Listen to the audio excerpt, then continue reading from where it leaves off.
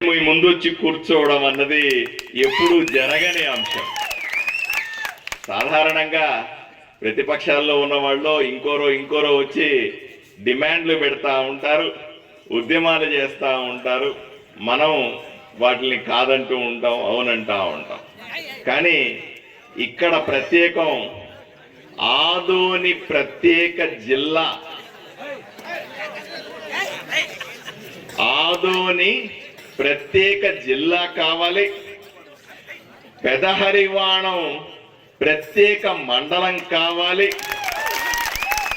దీనితో పాటు మరొక్క 3 మండలాలు ఏర్పడాలనే ఉద్యమానికి నేనే నాయకత్వం వహిస్తా ఉన్నానన్న విషయాన్ని మీకు పూర్తి స్థాయిలో తెలియజేస్తా ఉన్నా. నాకు ప్రజల కష్టాలు తెలుసు, బాధలు తెలుసు. అన్నింటికంటే ముఖ్యంగా నరనరాల్లో నాకు ఆదోని ఉంది అన్న విషయం మీరు అర్థం చేసుకోవాల్సిన అవసరం. చాలా మంది అడుగుతారు, నేను అసెంబ్లీకి వెళ్తాను, నేను 165 మంది ఎమ్మెల్యేలు ఉంటారు, 11 మంది రావట్లేదు అనుకోండి, అది వేరే విషయం. 164 మందిలో 160 మంది ఉంటారు అక్కడ. వాళ్ళందరూ అంటారు రోజు అసెంబ్లీ తెరుస్తాం, అసెంబ్లీ మోస్తాం. అసెంబ్లీ తెరిచిన ప్రతిరోజు కూడా ఆదోని ఉంటది అక్కడ. ఆదోని గురించి మాట్లాడకుండా అసెంబ్లీ ముయ్యకూడదు అని నేను ప్రతినబూన్నాను. అందువల్ల రోజు మాట్లాడతాను. అందరూ అడుగుతారు, ఏమయ్యా నీకు పిచ్చి పెట్టినట్టుంది, మేమన్నా ఇన్నిసార్లు ఎమ్మెల్యేలు అయినాం, నేను 2 సార్లు అయినాను, ఆయన 5 సార్లు అయినాడు, ఆయన 10 సార్లు ఎమ్మెల్యే అయినాడు, ఏ రోజు మాకంత ఇది లేదు, చెప్పాలా కొంతవరకు, మళ్ళీ అదే పట్టుకొని ఉంటే ఎట్లా? చివరికి నేను చెప్పంగా ఒకరోజు త్రిపులార్ రఘురామకృష్ణరావు స్పీకర్ ఏమన్నాడు, ఏమయ్యా మీ ఆదోన్లోనే సమస్యలు ఉన్నాయా, ఎక్కడా లేవా అన్నాడు. ఆయనకి అంత కోపం వచ్చేసింది అక్కడ. నేను చెప్పినాను, అయ్యా 25 రోజుల ముందు నేను ఆ ఊరికి పోయినా, నేను ఎక్కడో ఎంపీ టికెట్ అడిగినా ఇవ్వలేకపోయినారు. 25 రోజుల ముందు ఎమ్మెల్యే టికెట్ ఎక్కడ అంటే ఆదోని అన్నారు. ఓ పెట్టి పట్టుకొని ఆదోన్లో దిగిన. నాకు బంధువు లేరు, స్నేహితుడు లేడు, తెలిసిన వాళ్ళు లేరు, ఇంకోటి లేదు. 25 రోజుల ముందు ఇక్కడ వస్తే నాకు తెలిసిందంతా కూడా పూర్తిగా నేర్చుకుని 3 రోజులు 3 రాత్రులు ఆదోని గురించి నేర్చుకుని ఇక్కడ వచ్చి ప్రజల సమక్షంలో, అయ్యా ఇది కూటమి, నేను ఇది చెయ్యాలనుకుంటున్నాను, మీ పక్షాన ఉంటాను అని చెబితే మీరు నమ్మి నాకు ఓటేసి ఈరోజు నన్ను ఎమ్మెల్యే చేసినారు. మీ రుణం ఈ జన్మకు తీర్చుకోవడం సాధ్యం కాదు. ఎందుకంటే నాకు రాజకీయ భిక్ష పెట్టినటువంటి ప్రజలు, ఆదోని ప్రజలు నన్ను ఎమ్మెల్యే అని నేను పిలిపించుకోగలిగినానంటే ఆ ఆదోని ప్రజల వల్లే. అధ్యక్ష అన్నానంటే అసెంబ్లీలో నిలబడి మైకు పట్టుకొని ఈరోజు మీ చలవ వల్లే, మీ భిక్ష వల్లే ఈరోజు నేను ఎమ్మెల్యే అయినాను, మైకు పెట్టుకొని అధ్యక్ష అన్నాను అసెంబ్లీలో. కాబట్టి నరనరాన ఆదోనిని ఎక్కించుకొని ఆదోని తప్ప ఇంకా ఏమిటి ఆలోచన చెయ్యను అని ప్రతినబూని ఈరోజు పనిచేస్తున్నానన్న విషయాన్ని మీకు తెలియజేస్తా ఉన్నా. ఈ ఆలోచనే చాలా మంది అడుగుతారు, ఏమయ్యా ఆదోని పుట్టి 75 ఏళ్ళు దాటింది, ఆదోని పుట్టినప్పటి నుంచి ఒక టౌను ఒక మండలం మాత్రమే ఉంది, 75 ఏళ్ల తర్వాత నీకు ఒక్కడికే ఇట్లా ఆలోచన ఇచ్చింది ఏందప్ప, మా ఆదోని 4 మండలాలు చేయాలన్న ఆలోచన నీకెందుకు వచ్చింది అని అందరూ అడుగుతారు నన్ను. మీరే కాదు, పక్క జిల్లాల్లో ఉన్న మంత్రులు అడుగుతారు, ఎమ్మెల్యేలు అడుగుతారు, నేను పోతే సీఎం గారు అడుగుతారు, డిప్యూటీ సీఎం గారు అడుగుతారు, ఎందుకు ఇవన్నీ అని అడుగుతారు. అయ్యా నేను చూశాను, ఎన్నికల సందర్భంలో గ్రామాన తిరుగుతూ ప్రజల పడుతున్న కష్టాలు నాకు ఇలా పేపర్లో రాసిస్తే చదువుతూ ప్రతి ఒక్కరి కళ్ళల్లో చూస్తూ వాళ్ళు పడుతున్న బాధల్ని గమనిస్తూ 43 గ్రామాలు తిరిగిన తర్వాత నాకు అనిపించింది, ఈ నియోజకవర్గాన్ని తొక్కి పెట్టారు. ఇన్ని రోజులుగా దీన్ని అణిచేశారు ఇక్కడ ప్రజలు మిగతా ప్రాంత ప్రజలతో. నేను కష్టాలు చెబుతున్నప్పుడు ఆంధ్ర విజయవాడ నుంచి కానీ, గుంటూరు నుంచి కానీ, గోదావరి జిల్లాల నుంచి కానీ ఎప్పుడన్నా ఎమ్మెల్యేలు నన్ను కలిసినప్పుడు అసెంబ్లీలో టిఫిన్ చేసేటప్పుడు, టీ తాగేటప్పుడు నాకు ఆదోని గురించి మాట్లాడిన తర్వాత ఎమోషన్ వస్తుంది. బాగా మనస్ఫూర్తి గుండెల్లో బాధ తన్నుకొని వచ్చి మాట్లాడతాను నేను అసెంబ్లీలో ఎక్కడ మాట్లాడినా. ఆ మాట్లాడిన తర్వాత ఆ ఎమోషన్ని నేను కంట్రోల్ చేసుకోలేకపోతాను. అందువల్ల బయటికి వచ్చి ఒక 10 నిమిషాలు టీ తాగడమో లేదా టిఫిన్ చేయడమో అప్పుడు చేస్తాను. చాలా మంది వచ్చి నా భుజం మీద తట్టి బ్రహ్మాండంగా మాట్లాడినాడు తమ్ముడు, ఎవ్వడు ఇట్లా ప్రజెంట్ చేయలేడు, ఏం అధైర్యపడమా కానీ పెద్ద పెద్ద సీనియర్లు వచ్చి చెప్తారు నాకు. వాళ్ళు అడిగేవాళ్ళు ఎందుకు ఇట్లా చేస్తా ఉన్నావు అంటే నేను చెప్పినాను, అయ్యా నేను ఒకసారి ఒకే మాట అడుగుతా ఉన్నాను, సూటిగా ప్రశ్నిస్తా ఉన్నాను. ఈరోజు ప్రభుత్వాలను ప్రశ్నిస్తా ఉన్నా, మనకు అన్యాయం చేసినటువంటి ఇంతకు ముందున్న వాళ్ళని ప్రశ్నిస్తా ఉన్నా, మనల్ని అణిచేసినటువంటి నాయకుల్ని ప్రశ్నిస్తా ఉన్నా, పార్టీల్ని ప్రశ్నిస్తా ఉన్నా.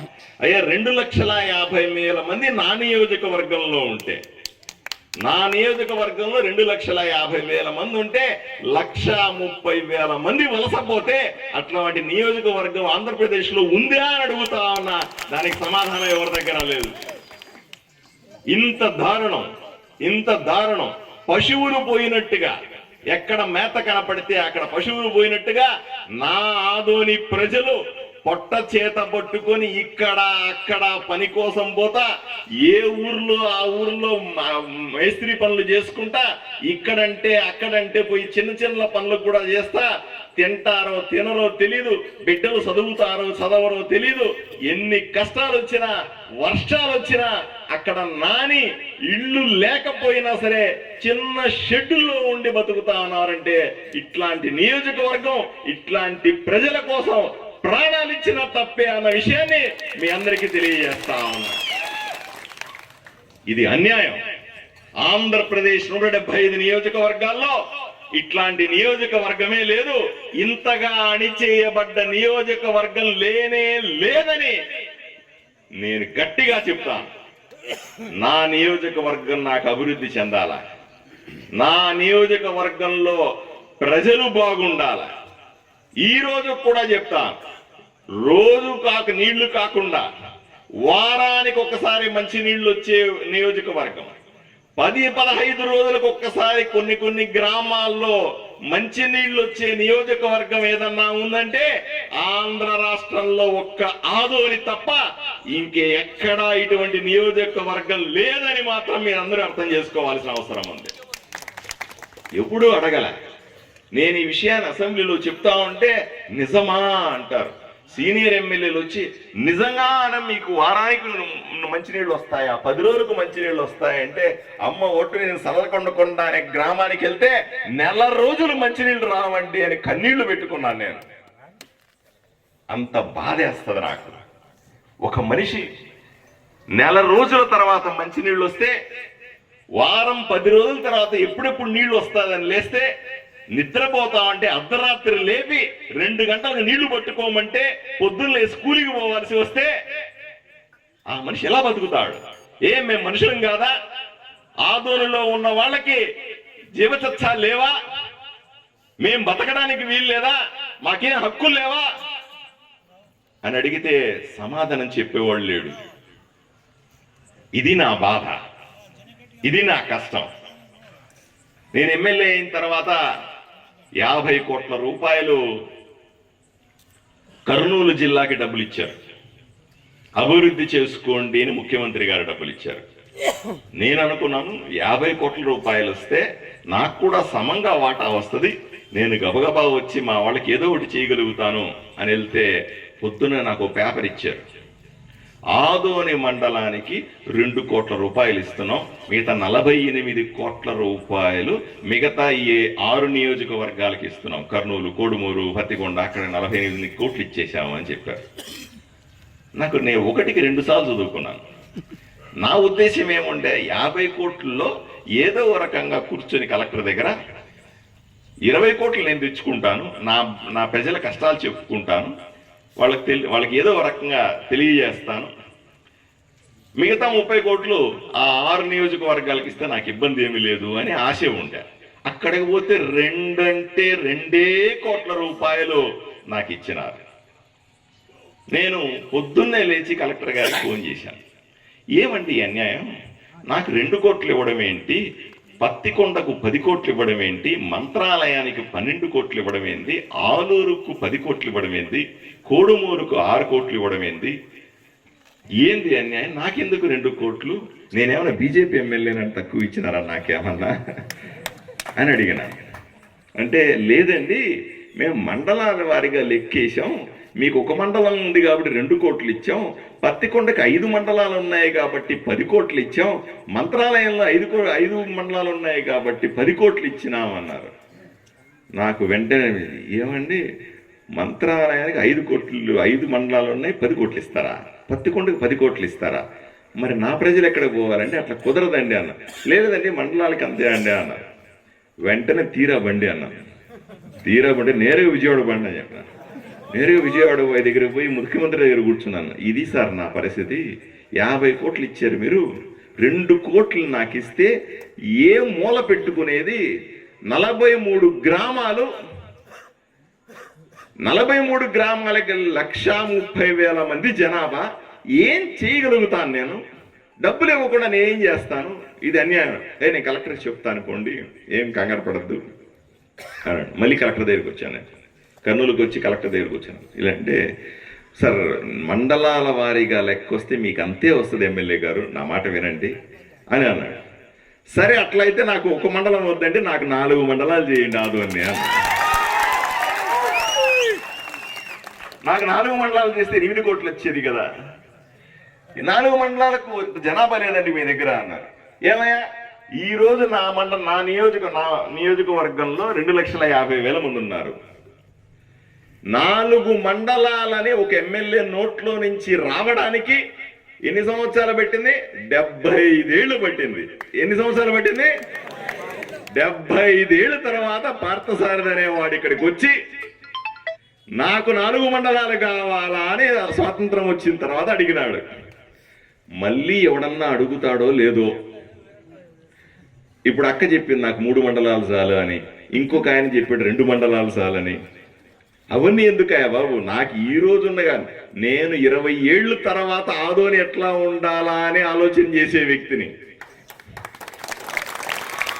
20 ఏళ్ళ తర్వాత అప్పుడు మళ్ళీ మండలాలు కావాలంటే ఇస్తారో లేదో, అడిగి ఆ కక్కుర్తి ఎందుకు, అడిగేదేదో 4 మండలాలు అడుగుతాను. ఇప్పుడు జనాభా తక్కువ ఉన్నప్పటికీ కూడా తర్వాత జనాభా పెరిగి బ్రహ్మాండంగా పెరిగితే మనకు బిడ్డలు వస్తారు, బిడ్డలు పుడతారు, ఊరు పెద్దదవుద్ది. 16 వాడల్లో ఈ రోజు 7,500 మంది ఉంటే 20 ఏళ్ళ తర్వాత 7,000 మంది ఉంటారా, 50,000 మంది ఉంటారు. వాళ్లకు మండలం కావాలా వద్దా అని అడిగాను. నేను అడిగిందా తప్ప చెప్పండి మీరు. అందరూ ఎమ్మెల్యే గారు అట్లా కాదండి, మీరు ఏమో మాట్లాడేస్తారు, మా చేతులు లేవు అన్నాడు. మీ చేతిలో ఉన్నా లేకున్నా నేను వదిలేది లేదండి అని చెప్పినాను. తర్వాత ఇంత లోపల అసెంబ్లీ పెట్టినారు. అసెంబ్లీ పెడితే అసెంబ్లీలో మొట్టమొదటి రోజు అధ్యక్ష అని ప్రమాణ స్వీకారం చేసిన తర్వాత మొట్టమొదటి నేను మాట్లాడిన మాట ఆదోనిని 4 మండలాలు చేయండి అనే మాట మొట్టమొదటగా అసెంబ్లీలో మాట్లాడినాను. ఒక్కసారి అందరూ వెనక్కి తిరిగి చూశారు. వీడెవడ్రా బాబు కొత్తగా వచ్చినట్టున్నాడు, వీడు ఇట్లా మాట్లాడుతున్నాడు, వీడు ఎమ్మెల్యేలాగా మాట్లాడుతున్నాడు, ఏదో ఉద్యమకారులాగా మాట్లాడుతూ ఉన్నాడు, వీడు ఉద్యమాల నుంచి వచ్చినాడేమో అని ఇట్లా చూశారు నన్ను అందరూ. నాకేం ఇబ్బంది లేదండి, నాకు 4 అంటే 4 మండలాలు కావాలని చెప్పాను. ఇంకా వాళ్ళకి కొత్త కదా ఇది, రాగానే ఎందుకు తలనొప్పి పెట్టుకుంటారు, ప్రభుత్వం ఇప్పుడే ఏర్పడింది, ముఖ్యమంత్రి కొత్త, అందరూ మంత్రులు కొత్త. అయ్యా మాకు ఒక 3 నెలలు సమయం ఇవ్వయ్యా, సర్దుకోవాలి, ఇల్లు సర్దుకోవాలి కదా, సర్దుకున్న తర్వాత నీ దగ్గరికి వస్తాము అని. సరే 3 నెలలు తీసుకోండి, నాకు అభ్యంతరం ఏం లేదు. కాకపోతే ఆదోనికి ఏదైతే 2 కోట్లు ఇచ్చారో 4 మండలాలు అనుకుని 8 కోట్లు ఇవ్వండి, అప్పుడు నేను గమ్మునుంటా 3 నెలలు అని చెప్పినాను. చివరికి కలెక్టర్ గారు నన్ను కన్విన్స్ చేసి అది చేసి చివరికి 6 కోట్ల రూపాయలు ఇచ్చి, అయ్యా అప్పటిదాకా నువ్వు సర్దుకో, నీకు 2 కోట్లు ఇవ్వట్లేదు, 6 కోట్లు ఇస్తున్నావు, 6 కోట్లు సర్దుకుంటే 6 కోట్లు తీసుకొని అందరికీ ఇచ్చి 43 గ్రామాల్లో ఇప్పటికి 75 రోడ్లు వేసిన. అది 6 కోట్ల కథ, మండలాల కథ. సో నాకు దాని గురించి పక్కన పెట్టేయండి. తర్వాత రోజుల్లో ఎంఆర్ఓని చూస్తున్నా, పోలీస్ స్టేషన్లను చూస్తా ఉన్నా, ఎంపీడీఓని చూస్తా ఉన్నా. ఏమడిగినా సరే, ఏమయ్యా మీరు ఎప్పుడు పోతారు ఈ 43 గ్రామాలకి? నీ ఎంఆర్ఓని అడిగితే పనుంటే పోతాను సార్. డిఎస్పీ గారిని, అమ్మా మీరు ఎప్పుడు పోతారమ్మా, ఎప్పుడన్నా సీఏ తిరుగుతారా అంటే, అవసరం ఉంటే డెఫినెట్గా వెళ్తాం సార్, దాంట్లో ఏం అనుమానం లేదు. లేదా వాళ్ళే ఫోన్ చేస్తే వచ్చేస్తాను. పోనీ పెదహరివాడంలో మీరు పోలీస్ స్టేషన్ పోవాలంటే ఎక్కడికి పోవాలంటే, పోలీస్ స్టేషన్ పోవాలంటే కూడా మేము ఆదోనికి రావాలి సార్, ఇస్వి పోలీస్ స్టేషన్ ఆడ ఉంది సార్ మాకు. ఇదేం ప్రజాస్వామ్యము, ఇదేం ఊరు, ఇదేం ఆదోని? ఇలా నడవదు, ఇలా నడవదు. పెదహరివాడంలో ఒక వ్యక్తికి భూ సమస్య వస్తే, రికార్డులు సరి చేసుకోవాల్సి వస్తే, అక్కడ ఆదోనిలో వినేవాడు ఎవ్వడూ ఉండడు. మీకు అందరికీ తెలుసు ఆ విషయం. పొద్దున్న నువ్వు వస్తే నువ్వు ఎంత చిల్లరిస్తావా అని చూస్తుంటాడు.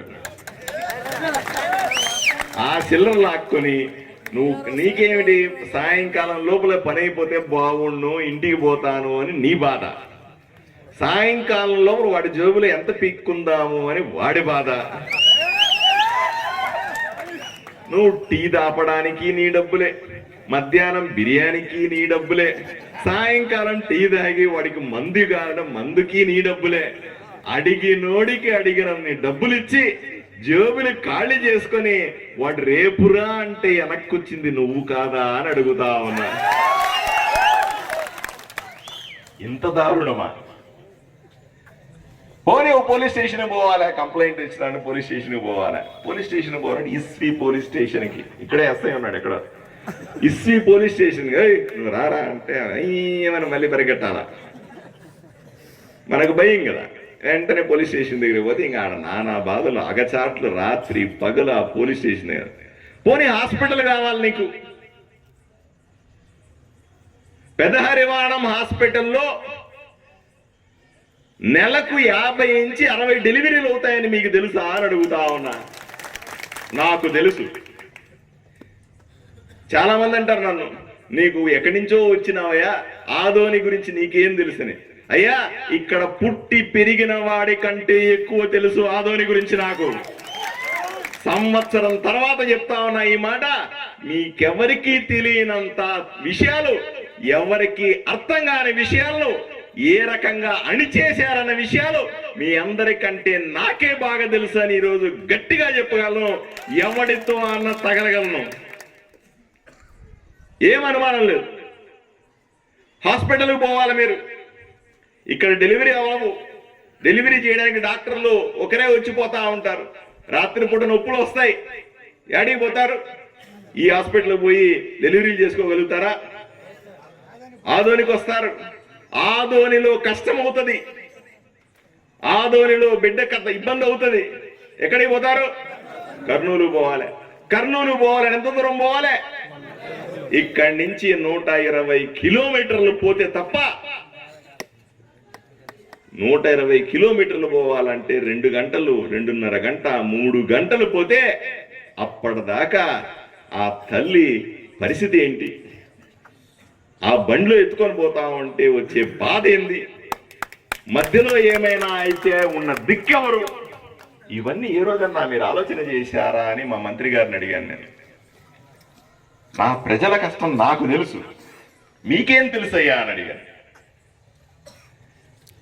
ఏ ఒక్క విషయాన్ని కూడా, ఏ ఒక్క చిన్న పనిని కూడా మా ప్రజలు దగ్గర ఉంచకుండా ఎక్కడో దూరం పోయి ఒక సచివాలయంలో ఉద్యోగం, ఇంకోరో రెవెన్యూ ఆఫీసరో పోలీసులో ఏదో కష్టం వచ్చింది, నష్టం వచ్చింది, లేదు నేను ఇక్కడ కాదు, కలెక్టర్ దగ్గరికి పోయి చెప్పాలంటే మీరు ఇక్కడి నుంచి బయలుదేరి కలెక్టర్ దగ్గరికి పోయే లోపల మధ్యాహ్నం అవుతుందా అవదా?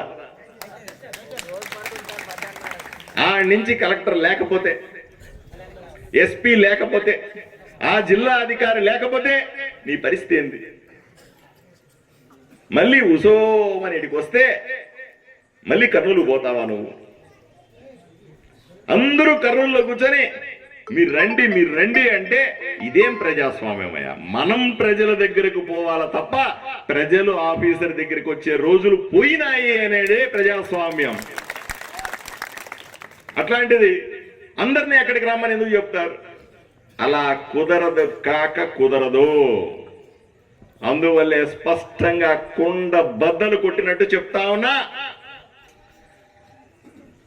కర్నూలులో మా కలెక్టర్ అక్కర్లేదు, మా కలెక్టర్ ఆదోనిలో ఉండాలి. నాకు ఎస్పీ కర్నూలులో కాదు, ఆదోనిలో ఎస్పీ ఉండాలి. మీ పోలీస్ స్టేషన్ పెదహరివాడంలో ఉండాలి, కోతవేట దూరంలో ఉండాలి. అట్లా పోయి పోలీస్ స్టేషన్ లో పని చేసుకొని ఇంటికి రావాలా, అట్లా పోయి ఎంఆర్ ఆఫీస్ లో పని చేసుకొని ఇంటికి రావాలా, అట్లా పోయి ఎంపీడీఓ ఆఫీస్ లో పని చేసుకొని ఇక్కడికి రావాలా. మీ వ్యవసాయానికి వ్యవసాయ అధికారి ఇక్కడే ఉండాలా, పశువుల అధికారి ఇక్కడే ఉండాలా. కష్టం వచ్చినా నష్టం వచ్చినా ఈ పెదవారి ఆడవాళ్ళలో ఉన్నటువంటి హాస్పిటల్ ఇప్పుడు ఉన్నటువంటి 25 బెడ్లు కాదు, 100 పడకల ఆసుపత్రి ఇక్కడ ఉండాల్సిందే. అప్పుడే ప్రజలకు నేను మంచి చేసినట్టు. లేకుండా ఎమ్మెల్యే ఎందుకు? ఎంతో మంది 75 సంవత్సరాల్లో ఎంతో మంది ఎమ్మెల్యేలుగా చేసినారు. నాకంటే ముందు ఎంతో మంది ఎమ్మెల్యేలు చేసినారు. వాళ్లకు పార్థసారథికి తేడా కావాలంటే నేను చదువుకున్న వాడిని, 10 దేశాలు తిరిగిన వాడిని, 10 రాష్ట్రాల్లో పనిచేసిన వాడిని. సర్వం నరేంద్ర మోదీ అని నమ్ముకుంటే నరేంద్ర మోదీ గారు నాకు రక్షణ రంగంలో దేశవ్యాప్తంగా ఉన్నటువంటి 4 డైరెక్టర్లు ఒకరుగా పెట్టి నన్ను ఎంతో గొప్పగా చూసుకున్న వ్యక్తిని. అన్ని చేసిన వాడిని ఈ ఒక్క ఊరిని బాగు చేయలేకపోతే, ఈ ఒక్క ఊరి కోసం పోట్లాడలేకపోతే, ఈ ఒక్క ఊరి కోసం ప్రాణాలు ఇవ్వలేకపోతే నా జీవితం దండగా, నేను బతికి దండగా అనే విషయాన్ని మీకందరికీ తెలియజేస్తా ఉన్నా. ఈ సమస్య మీది కాదు, ఈ సమస్య మీది కాదు. ఆదోని ప్రజల సమస్య నా సమస్య, నాకు సంబంధించిన సమస్య. తాడో పేడో తేల్చుకుంటా ధైర్యంగా ఉండాల్సిందిగా ప్రజలకందరికీ చెప్తా ఉన్నా.